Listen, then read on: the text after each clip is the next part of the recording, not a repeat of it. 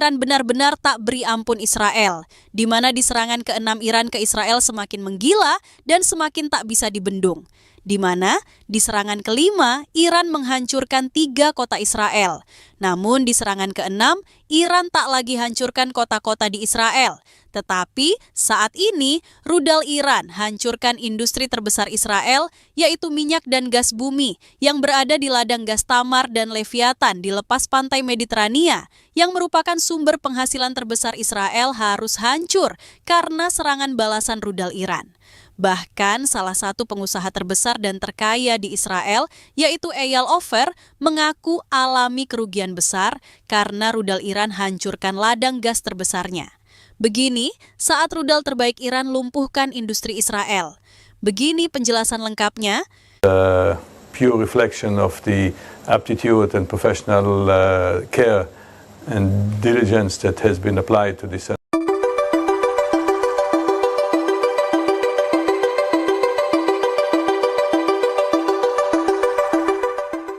Ketegangan antara Iran dan Israel kini telah mencapai titik klimaks baru yang belum pernah terjadi sebelumnya. Setelah 5 gelombang serangan balasan yang menghancurkan sejumlah kota penting di Israel, namun di serangan ke-6 dari Iran menjadi yang paling mengguncang dunia, bukan karena jumlah korban jiwa atau skala kehancuran kota, tetapi karena sasaran serangan ini langsung menyentuh inti kekuatan ekonomi dan keberlangsungan finansial Israel. Kali ini, media Iran, yaitu Teheran, mengalihkan fokus militernya secara strategis, tidak lagi menyasar wilayah permukiman sipil atau pusat-pusat kota, tetapi menghancurkan sektor energi dan industri terbesar milik Israel, termasuk ladang gas alam dan minyak bumi Leviathan, Tamar, Karish, serta pusat industri berlian dan teknologi tinggi di Ramat Gan. Dalam pernyataan resmi yang dikeluarkan oleh Kementerian Pertahanan Iran, serangan balasan ke-6 ini adalah bentuk dari respons strategis yang diarahkan pada tulang punggung ekonomi musuh. 3 rudal jarak jauh canggih, Emad, Gadr, dan Khaybar Shekan, diluncurkan dari pangkalan rahasia di Provinsi Khuzestan, menyusuri udara Laut Mediterania dan menghantam infrastruktur vital Israel di sektor energi yang selama ini dilindungi secara ketat oleh sistem pertahanan udara Iron Dome dan David's Sling. Namun untuk pertama kalinya sejak konflik meningkat, sistem pertahanan tersebut tampak tak mampu mengantisipasi kecanggihan rudal-rudal baru buatan Iran. Ketiganya menghantam titik-titik utama ladang gas dan minyak bumi di Leviathan dan Tamar, menyebabkan ledakan masif dan kebakaran yang tak kunjung padam selama lebih dari 16 jam. Serangan ini bukan hanya simbol kekuatan militer Iran, tapi pesan yang jelas. Iran ingin menghentikan mesin ekonomi Israel kapan? Tak ada yang lebih terpukul dari serangan ini selain Eyal Ofer, pengusaha terkaya Israel yang selama ini menguasai sebagian besar aset ladang gas dan minyak bumi di lepas pantai Israel. Eyal Ofer yang termasuk dalam jajaran orang terkaya dunia kini harus menghadapi kenyataan pahit. Investasi senilai miliaran dolar dalam infrastruktur energi hancur hanya dalam hitungan menit. Menurut laporan investigasi Haaretz, kerugian pribadi Eyal Ofer dan perusahaannya ditaksir mencapai lebih dari 300 triliun rupiah, menjadikannya salah satu bencana finansial terbesar dalam sejarah Israel. Saya tidak pernah membayangkan bahwa kekuatan rudal bisa mencapai infrastruktur strategis seperti ini. Ini bukan hanya kerugian pribadi, tapi keruntuhan sistem ekonomi yang kami bangun selama puluhan tahun. Ladang gas dan minyak bumi di Leviathan yang terletak sekitar 130 km di lepas pantai Haifa adalah sumber utama gas alam Israel. Bersama ladang Tamar dan Karish, ketiga ladang ini memasok sebagian besar kebutuhan energi domestik Israel dan menjadi sumber ekspor utama ke Yordania, Mesir, dan negara-negara Eropa termasuk Amerika Serikat. Kini, seluruh sistem ekstraksi, kompresi, dan pengolahan gas di Leviathan dilaporkan rusak berat. Kilang pemrosesan di daratan, terminal pipa bawah laut, serta jaringan distribusi mengalami kehancuran menyeluruh. Pemerintah Israel terpaksa menutup seluruh kegiatan produksi dan mengevakuasi para teknisi serta pekerja dari kawasan industri energi. Bahkan, Panglima Angkatan Laut Israel, Aluf David Sa'ar Salama, tak menutupi keterkejutannya. Dalam pernyataan resmi yang disiarkan di kanal militer, ia menyebut serangan ke-6 Iran ini sebagai bentuk perang non-konvensional yang menyasar sistem napas ekonomi negara. Kami fokus pada pertahanan kota dan militer, sementara Iran bergerak di luar dugaan kami. Ini bukan hanya serangan, ini operasi pemutusan nadi ekonomi nasional.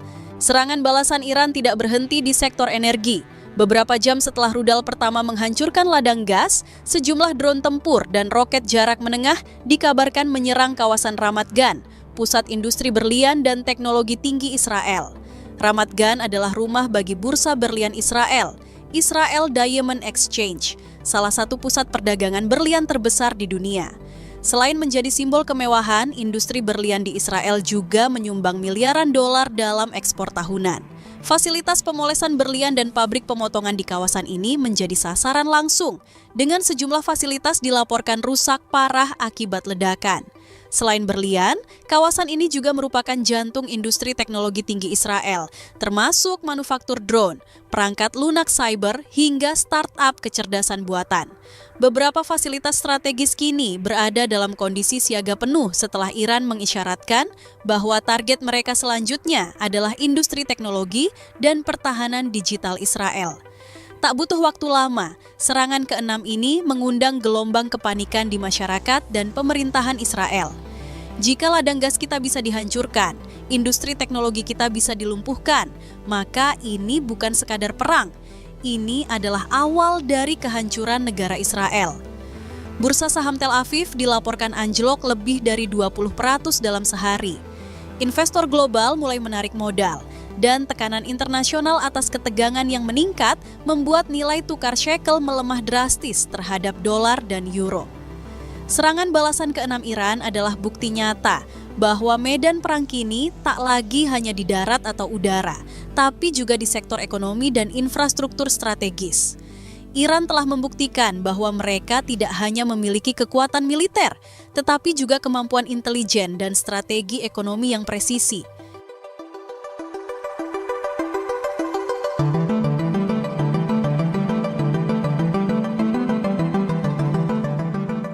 Berita kedua, begini pernyataan Duta Besar Iran yaitu Mohammad Borojerdi yang mengatakan, jika Iran tak akan berhenti serang Israel sebelum rudal Iran berhasil tumbangkan Perdana Menteri Israel, yaitu Benjamin Netanyahu. Di tengah serangan udara, rudal balistik dan retorika saling ancam, sebuah pernyataan mengejutkan datang dari Duta Besar Iran yaitu Mohammad Borojerdi. Ia tidak hanya mengutuk Israel, tetapi secara terbuka menyerukan pembunuhan terhadap Perdana Menteri Israel Benjamin Netanyahu sebagai syarat mutlak bagi berakhirnya konflik berdarah ini. Dalam pidato resmi di kantor kedutaan Iran, Mohammad Borojerdi dengan lantang menyatakan bahwa Iran tidak akan mundur satu langkah pun dalam perang melawan Israel. Selama Netanyahu masih hidup, perang ini akan terus menyala. Kami tidak datang untuk bernegosiasi. Kami datang untuk menghapus akar kejahatan. Rudal kami tidak hanya ditujukan pada tanah, tapi pada simbol keangkuhan Zionis, yakni Netanyahu sendiri. Pernyataan ini bukan hanya mencerminkan amarah pribadi seorang diplomat, tetapi juga merefleksikan keteguhan Iran secara nasional dalam menghadapi agresi Israel dan sekutu-sekutunya. Pernyataan Duta Besar Iran yaitu Mohammad Borojerdi tidak lahir dari kekosongan. Ia menanggapi ucapan mengerikan dari Benjamin Netanyahu yang sebelumnya mengatakan bahwa perang Iran-Israel hanya akan berakhir jika pemimpin tertinggi Iran, Ayatollah Ali Khamenei, terbunuh. Bagi Iran, ucapan tersebut adalah deklarasi perang total, bukan hanya terhadap militer Iran, tapi terhadap ideologi dan kepemimpinan spiritual negara tersebut. Dan Mohammad Borojerdi dalam posisinya sebagai duta besar menjawab dengan kalimat penuh keberanian. Kami akan pastikan sebelum kalian bisa menyentuh rambut pemimpin kami, kalian akan lebih dulu menyaksikan kehancuran Tel Aviv dan pemakaman Netanyahu. Dalam pernyataan emosional yang menuai simpati luas dari warga Iran di perantauan dan kelompok anti-Zionis di Asia Tenggara, Mohammad Borojerdi menyatakan kesiapannya untuk mati demi memastikan kemenangan Iran atas Israel. Saya bukan hanya diplomat, saya adalah bagian dari revolusi. Jika dengan nyawa saya dapat memotong satu urat nadi Zionisme, maka saya rela mati hari ini juga. Pernyataan tersebut sontak menjadi viral, dianggap sebagai simbol perlawanan dan keberanian, dan disambut dengan gelombang dukungan dari mahasiswa pro-Palestina di berbagai negara, termasuk Indonesia, Malaysia, Turki, dan Pakistan.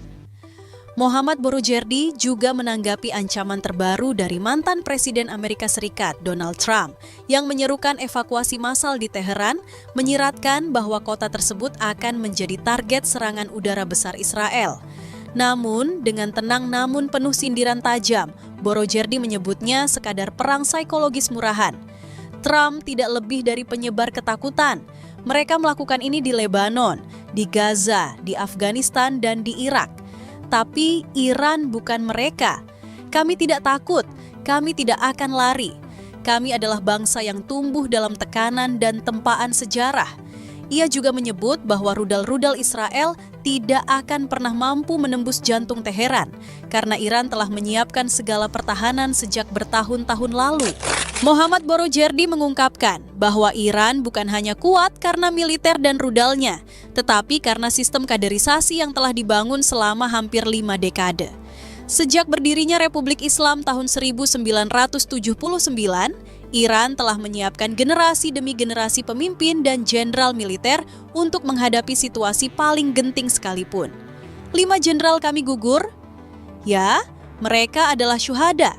Tapi untuk setiap 1 jenderal yang gugur, kami punya 10 yang siap menggantikan. Pemimpin tertinggi Iran yaitu Ali Khamenei sudah menunjuk pengganti dalam waktu kurang dari 48 jam. Tak ada kekosongan, tak ada kekacauan. Ini adalah sistem yang tidak bisa dihancurkan oleh rudal manapun. Duta Besar Iran Mohammad Borojerdi menyebut penggantian cepat beberapa nama penting pasca serangan Israel. Muhammad Pakpur menggantikan Hossein Salami sebagai Komandan IRGC. Abdul Rahim Mousavi menggantikan Muhammad Bagheri. Dan meskipun Ali Shadmani sempat ditunjuk menggantikan Golami Rashid, ia pun gugur beberapa jam kemudian akibat serangan lanjutan Israel.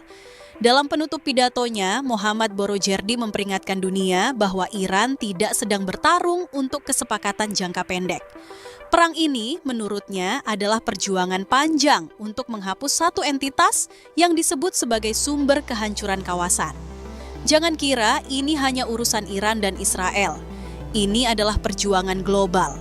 Kami membawa suara anak-anak Gaza, jeritan pengungsi Lebanon, dan air mata keluarga di Quds. Kematian Netanyahu adalah permulaan. Setelahnya, kami akan pastikan tak ada lagi penjajahan atas tanah suci kami. Pernyataan Mohammad Borojerdi kini menggema di seluruh dunia, menjadi topik utama di forum-forum internasional. Banyak yang menganggapnya sebagai suara keberanian dari Timur, tapi tak sedikit pula yang menilainya sebagai lonceng bahaya dari potensi Perang Dunia Ketiga.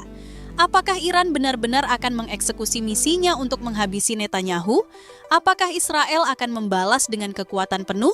Dan bagaimana sikap Amerika Serikat yang selama ini menjadi pelindung setia Tel Aviv? Yang jelas, perang telah berubah bentuk dari pertempuran senjata menjadi pertempuran eksistensi.